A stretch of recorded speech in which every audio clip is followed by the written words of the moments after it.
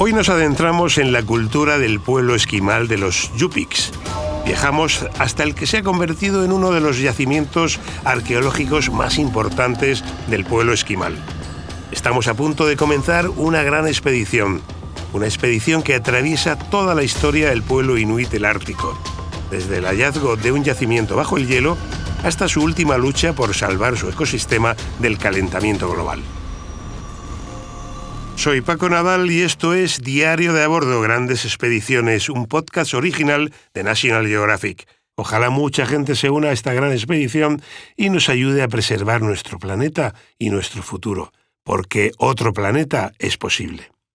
Hoy me acompañan en esta fantástica aventura María José Rubio, nuestra gran exploradora e historiadora de cabecera. María José, bienvenida. Muchas gracias, Paco. Feliz de estar aquí. Y tenemos la suerte de tener también a Vega Orozco, arqueóloga y especialista en antropología forense, porque tiene mucho que ver con lo que vamos a hablar hoy aquí.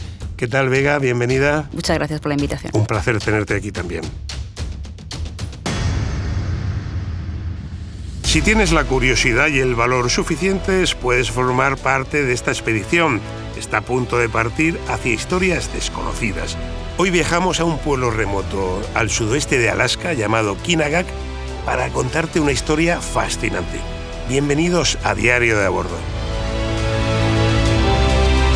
Y recuerda que también puedes disfrutar de más historias de exploración y aventura en el canal National Geographic y en Disney+.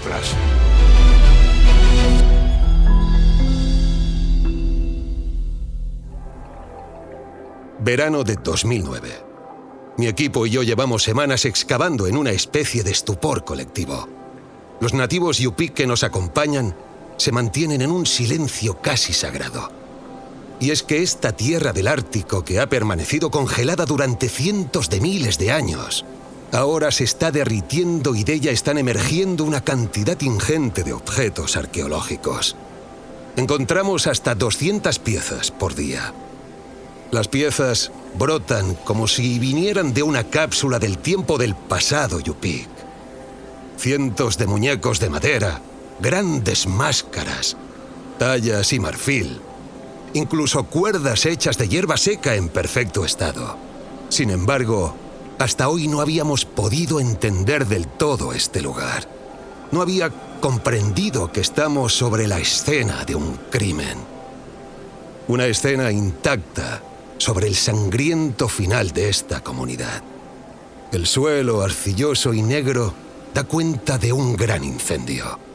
Las puntas de flecha de pizarra, que se cuentan por cientos, son las huellas de un fiero ataque. En medio del yacimiento están los restos de una casa comunal. Dentro encontramos la carroña de 2 perros y huesos dispersos.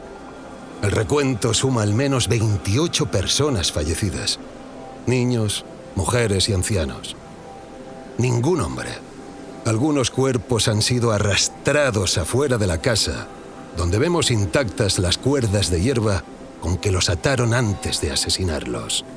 Algunos fueron decapitados. Los amigos Yupik que nos acompañan han empezado a realizar cánticos en respeto a los muertos. El más anciano se ha acercado a mí y me ha abrazado agradecido. Después, uno a uno, han hecho lo mismo. Y es que parece que nosotros somos los únicos que no entendemos el increíble hallazgo que acabamos de traer a la luz.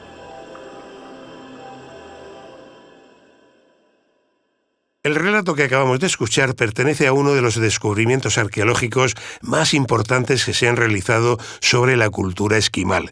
Y para desentrañar esta maravillosa historia contamos con nuestras 2 expertas, María José Rubio y Vega Orozco. Vega, vamos a empezar por el principio. ¿Quiénes son los Yupiks? Los Yupiks es una etnia que pertenece a la cultura esquimal, cuyo origen es siberiano.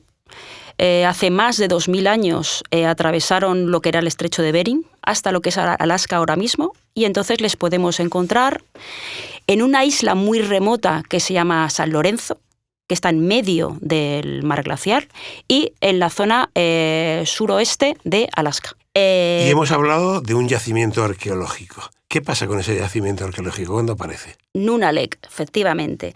Bueno, hace unos 10 años empezaron a encontrar gente del propio pueblo, de Kinagak, empezaron a encontrar objetos de madera que aparecían en las playas. Posteriormente descubrieron que es una zona que estaba en lo que se llama el permafrost, que sabéis que es una zona de la Tierra que nunca llega a descongelarse, y que hay muchos yacimientos que permanecen mantenidos, conservados gracias a ese permafrost. El problema es que en esta zona ese permafrost está desapareciendo y el yacimiento fue aflorando poco a poco. ¿Y qué pasó entonces, María José, cuando empezó a derretirse ese permafrost? De repente, en el 2007, en las arenas de la costa, pues empezaron a aparecer objetos de madera a cientos, centenares de, especialmente figurillas de madera. Y claro, los nativos, que son Yupik todavía, pues empezaron a cuestionarse, ¿no?, de dónde vienen todas estas estatuillas. Y la conclusión más razonable a la que llegaron era que probablemente pertenecían a un lugar que por tradición oral había existido como residencia o como lugar de asentamiento de antepasados de este pueblo aborigen Yupik. El tema está en que los Yupik tienen, por sus creencias religiosas y culturales, prohíben perturbar estos lugares sagrados, que para ellos son sagrados, donde descansan sus muertos. Y por ello pensaron que lo más sensato era, de momento, dejar este asentamiento en paz. Pero claro, los objetos no paraban de aparecer, eran una enorme cantidad de objetos que seguían apareciendo por el derretimiento del hielo, ¿no? Así que pensaron que quizá era una magnífica oportunidad para rescatar parte de su cultura Yupik todavía desconocida. Así que en el 2009 los Yupik decidieron contar con la presencia o con un arqueólogo especialista en cultura y arqueología ártica, que es Rick Knecht, que trabaja en la Universidad de Aberdeen, y es el único arqueólogo, algún único hombre al que realmente le han dado permiso para profanar metafóricamente este lugar sagrado y comenzar unas excavaciones que han sido interesantísimas. Claro, porque vamos a poner en contexto. Es un yacimiento arqueológico fascinante, que ha aparecido en un sitio, pero bueno, son puntas de flecha, son estatuillas, pero es que había algo más. Y por eso me encanta que tengamos aquí una especialista en antropología forense, porque el yacimiento que aparece está relacionado con una leyenda que os voy a leer porque nos va a servir para poner en contexto lo sorprendente, lo diferente, lo único que hace a este yacimiento en este poblado de Alaska. Con permiso de la comunidad Yupik, os voy a contar esta leyenda. Se llama la leyenda de la guerra del arco y la flecha, y sería algo así. El hielo había alejado el mar de nuestros pueblos, haciendo imposible la caza de la foca y el manatí. Había muchos robos de alimentos entre las distintas tribus Yupik, y el invierno se había alargado haciendo las noches negras y peligrosas. Una noche los hombres fueron alertados por el chamán de que un grupo de guerreros vecinos se encontraba al acecho en las inmediaciones del poblado, así que salieron a su encuentro aniquilando a los merodeadores.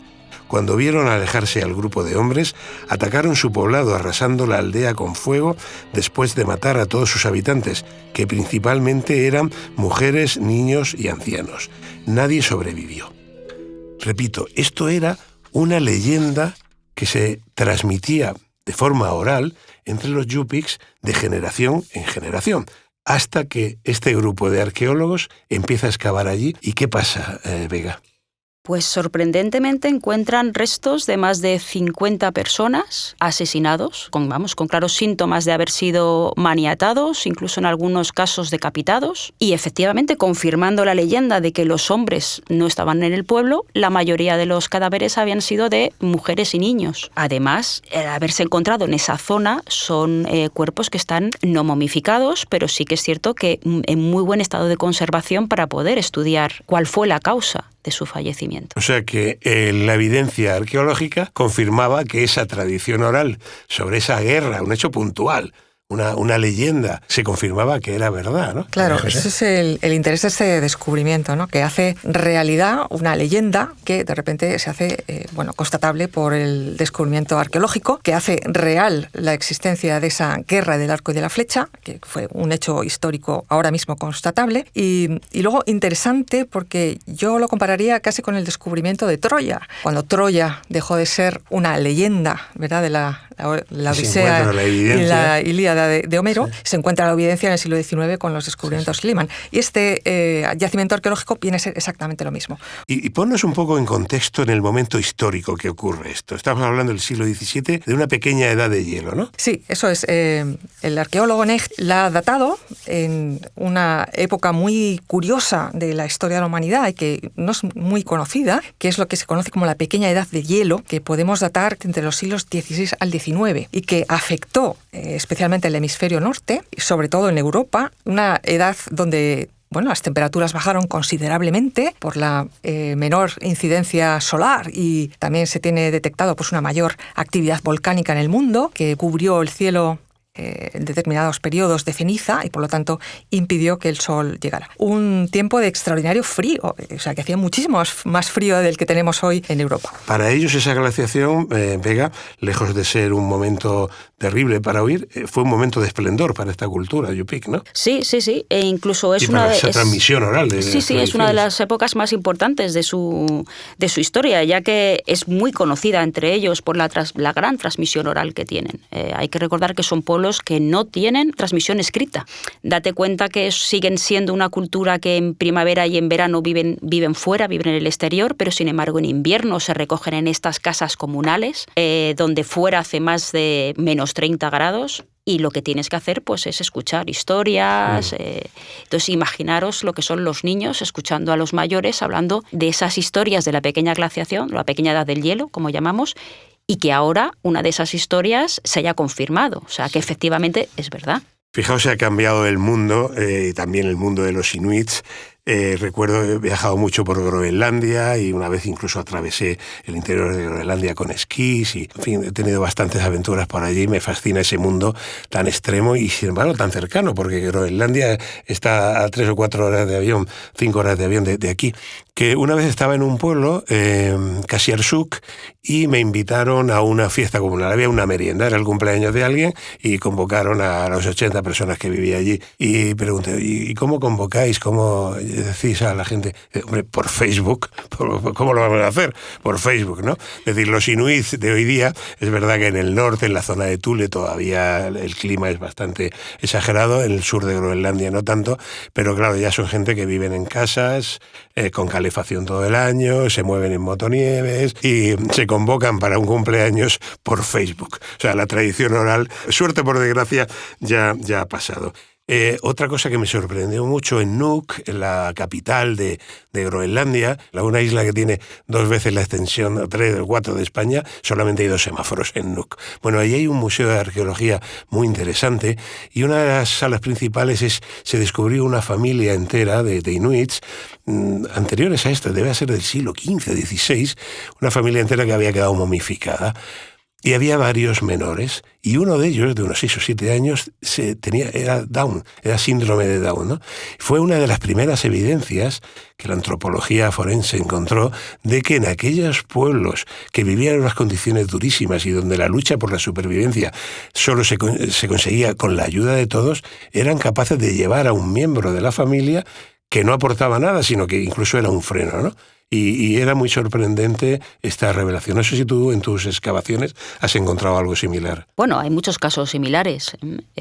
Nosotros todos tenemos en la imagen el Neandertal como el ser salvaje de las cuevas y sin embargo hay yacimientos en Israel como Sanidar en el que se ha encontrado personas de edad muy avanzada e incluso gente con graves deformaciones o deformidades físicas que les impedirían hacer un trabajo normal, la caza, la pesca. Entonces, bueno, eso siempre nos rompe el estereotipo. El problema es, como en el caso de Nulalek, cuando entramos en una época de conflicto. Yo ahí en ese sentido también siempre he sido también muy crítico con esa imagen almibarada que se tiene del buen salvaje, ¿no? Que todos los salvajes eran como felices y vivían en una Arcadia en el que el mundo era perfecto, nadie se robaba a otro y que la civilización nos ha traído este tipo de problemas, no sé, todo el conflicto empieza cuando el hombre se hace sedentario, agrícola, y entonces ya tiene algo que defender, algo por lo que pelear, ¿no? Efectivamente, no hay una Arcadia feliz, depende de las diferencias de escalas. Ahora, bueno, pues somos más población, antes era menos, pero siempre ha habido conflictos por la alimentación, no ya por el territorio, pero bueno, cuando a mí me falta el alimento y tú lo tienes, pues bueno, ahí entramos en un conflicto.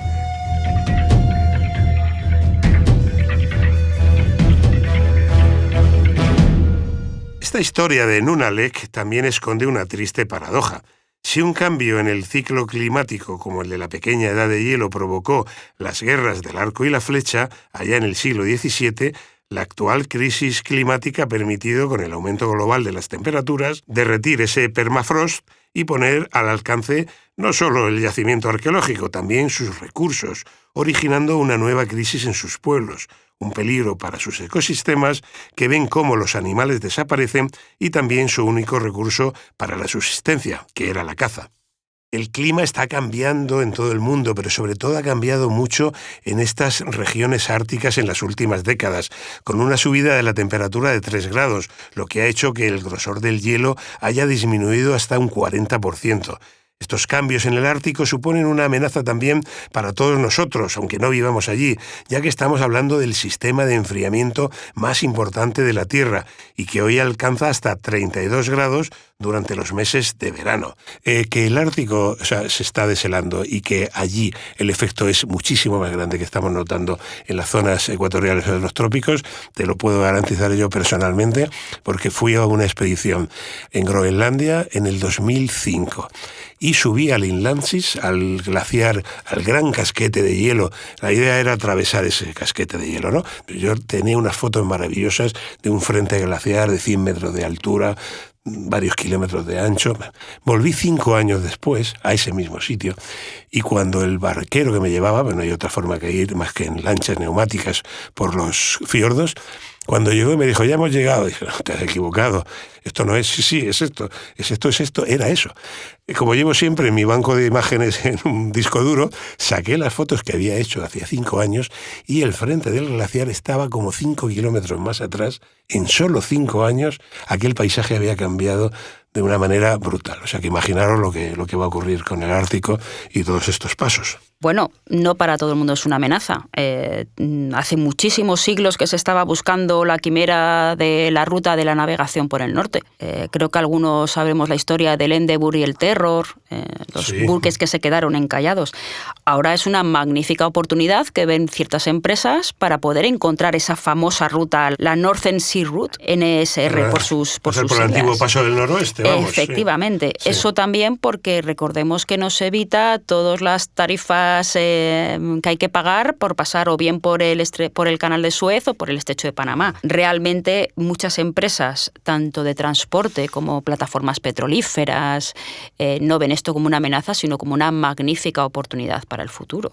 ¿Cómo lo ves tú, María José, como historiadora? Bueno, la verdad es que da un poco de susto, ¿no? Porque se ve, claro, otra vez el interés económico, ¿no? El ser humano es tremendamente ambicioso, pues vemos cómo puede estar dentro del radar del interés económico de Rusia, especialmente el encontrar una ruta del norte y sobre todo la oportunidad de que surjan debajo de ese suelo helado, que ahora se va a empezar a deshelar, yacimientos petrolíferos, ¿no? Con lo cual, evidentemente, puede que haya personas o sectores económicos que están ya pensando en eso, ¿no? La oportunidad que este cambio climático va a traer desde el punto de vista económico. Y evidentemente esto traerá consecuencias para todo el globo terráqueo. O sea, tú hablas del deshielo en los polos árticos, pero claro, eso, por ejemplo, estamos hablando de la ruta que va a abrir, ruta marítima nueva, evidentemente va a afectar a los países que viven de las otras rutas, del canal de Suez o del estrecho de Panamá. Esos países que se han sostenido o enriquecido incluso por el cobro de esos pasos, pues cuando esos pasos en un futuro largo, esperemos, ¿no? se abandonen, pues habrá evidentemente otra vez un cambio de civilización, un cambio movimientos migratorios, que afectará totalmente al planeta. Sí me gustaría añadir que, aunque la tradición, digamos, exploradora de España haya tenido más que ver con otras zonas del mundo y los polos nos parezcan cosa de más de británicos y de otras nacionalidades, también ahí ha habido y sigue habiendo grandes exploradores y estudiosos españoles del Ártico. Estoy pensando, por ejemplo, en el doctor Enrique Sala, un explorador residente del programa Pristine Sea de National Geographic, que desde 2008 identifica, protege y restaura los últimos lugares verdaderamente salvajes y prístinos de los océanos. El doctor Sala fue galardonado en 2021 con la medalla Hobart, que la da la National Geographic Society por su trabajo en pos de la protección de los mares.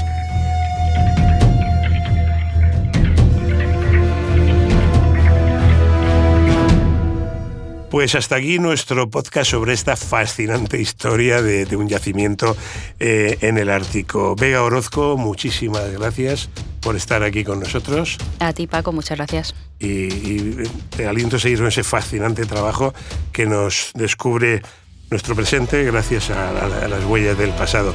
Y a ti también, como siempre, María José Rubio, nuestra historiadora de cabecera, por alumbrar siempre e iluminar estas fantásticas historias de exploradores. Muchas gracias, Paco. Siempre un placer.